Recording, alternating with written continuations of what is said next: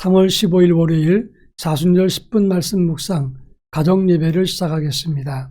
다 같이 주님 가르치신 기도하겠습니다. 하늘에 계신 우리 아버지, 아버지의 이름을 거룩하게 하시며 아버지의 나라가 오게 하시며 아버지의 뜻이 하늘에서와 같이 땅에서도 이루어지게 하소서. 오늘 우리에게 일용할 양식을 주시고 우리가 우리에게 잘못한 사람을 용서하여 준 것 같이 우리 죄를 용서하여 주시고 우리를 시험에 빠지지 않게 하시고 악에서 구하소서. 나라와 권능과 영광이 영원히 아버지의 것입니다. 아멘. 찬송가 67장 영광의 왕께 다 경배하며 찬송가 67장을 부르겠습니다.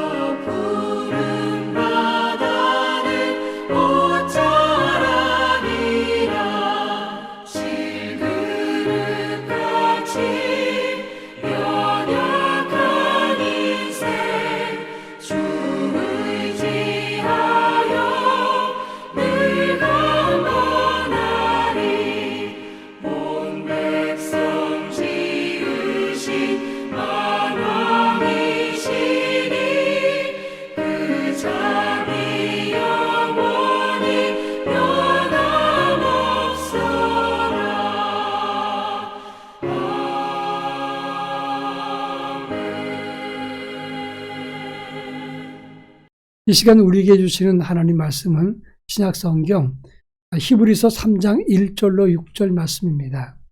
히브리서 3장 1절로 6절 말씀을 한 절씩 교독합니다. 제가 전체를 봉독하겠습니다.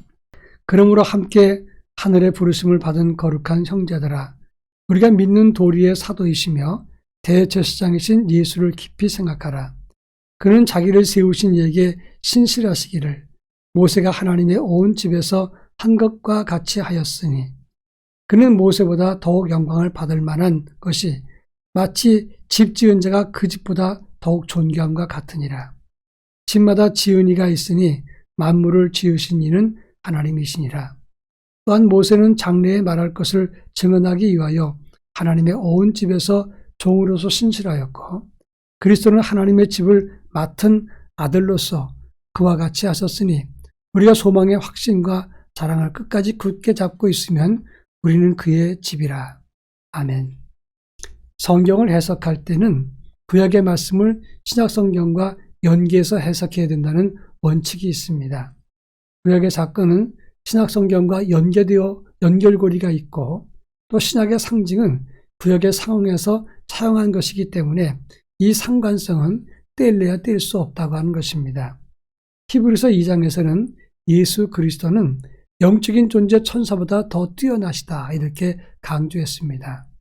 그런데 히브리서 3장에서는 구약의 핵심 되시는 모세보다 예수는 더 뛰어나신 분이다 이런 것을 강조했다고 하는 것입니다. 그 당시 유대인들은 영적인 존재인 천사를 지극히 높여서 천사 숭배하는 사람들이 많이 있었다고 하는 점입니다. 그런가 하면 모세는 율법의 기초가 되시기 때문에 부동의 존경과 또 신앙의 중심이라고 생각했던 것입니다. 그래서 히브리 기자는 히브리서 2장과 3장을 통해서 하나님의 아들 예수는 그분들보다 더 존귀한 구원주가 되신다. 이것을 선언한 말씀이 본문의 내용이라고 하는 것입니다.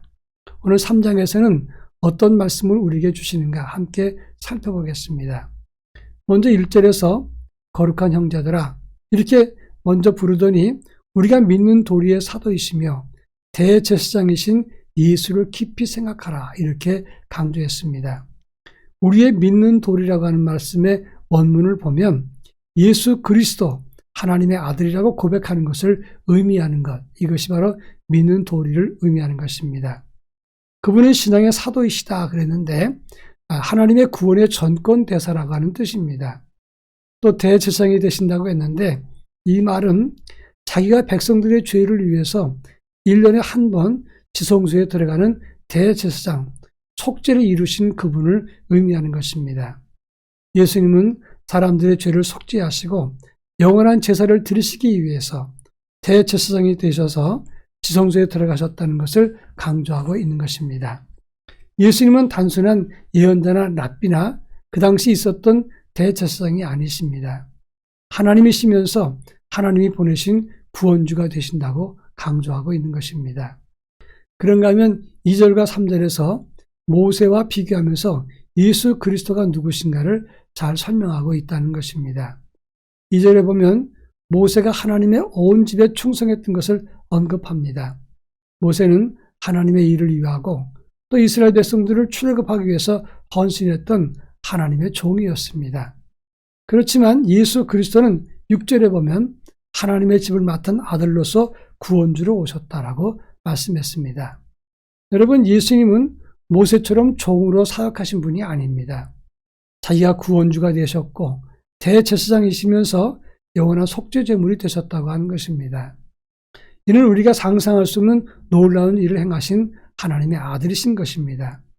하나님의 아들 예수 그리스도는 몸으로 직접 보여주셨습니다. 우리 위해서 대제사장이 되시고 구원주가 되시고 속죄물이 되셨다고 하는 말씀입니다. 그리스도는 신분이나 역할이나 직분에서 가장 뛰어나신 존귀한 사역을 감당하셨습니다. 따라서 그분을 찬양하고 그분께 감사해야 된다고 강조하고 있습니다. 마지막으로 3절과 4절에서 예수님이 영광 받으실 이유를 언급하고 있습니다. 집 지은 자가 집보다 더 존귀함 같이 만물을 지으신 이가 하나님이시다 이렇게 강조하고 있습니다. 여러분, 집 지은 사람은 집보다 더 존귀한 거 아닙니까? 하나님은 만물보다 더 존귀하십니다. 왜냐하면 만물을 지으신 분이기 때문에 그렇습니다. 그러면 예수님은 어떤 존귀하신 분입니까? 우리의 구원을 계획하시고 자기 몸으로 구원을 완성하신 분이 예수 그리스도라고 하는 것입니다.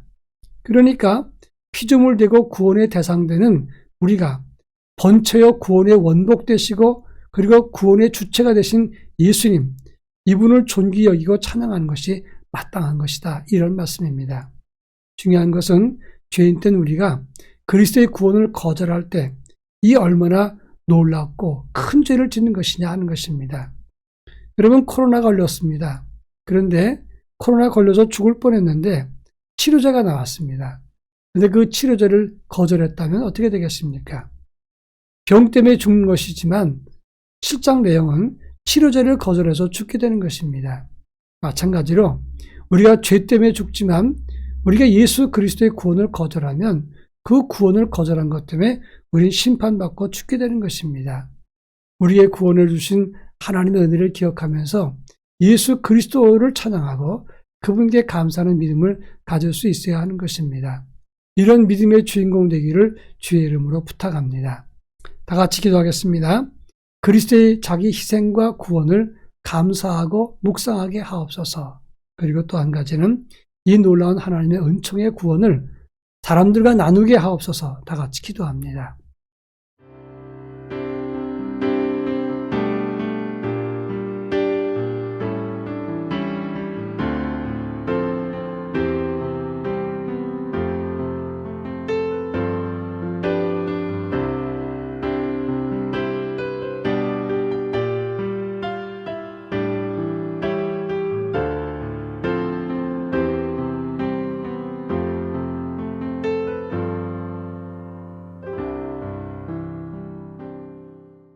사랑 많으신 하나님 아버지, 자기 희생을 통해서 우리를 구원하신 그 하나님의 은총과 사랑, 예수 그리스도의 그 희생을 감사하며 찬양할 수 있도록 은혜를 덧입혀 주옵소서.